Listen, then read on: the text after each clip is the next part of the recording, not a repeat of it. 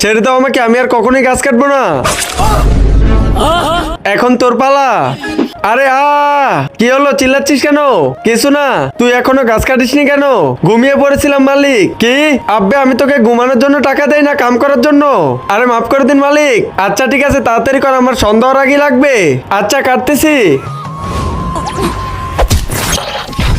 হা, এখন তো তোকে। না না না, আমাকে মেরো না, ছেড়ে দাও আমাকে।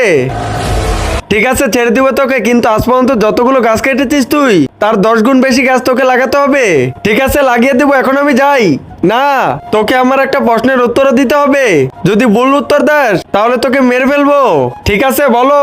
বল, অনেকগুলো পাপ করার পরও কি স্বর্গে যেতে পারবে, হ্যাঁ কি না? কিন্তু তার আগে বন্ধুরা, তুমি যদি ইন্ডিয়ান হও তাহলে ভিডিওতে লাইক করো, আর যদি বাংলাদেশ হও তাহলে লাইক সাবস্ক্রাইব দুইটাই করে দাও, আর তোমার দেশের পতাকাটা কমেন্টে দিয়ে যাও। হ্যাঁ, এর জবাব হলো হ্যাঁ। ভুল জবাব ঠিক জবাব, না ভুল জবাব ঠিক জবাব। কিভাবে?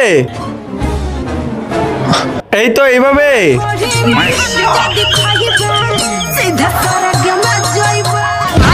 আব্বে সালা, ওইটা শুধু একটা গান, এখন তুই মরবি।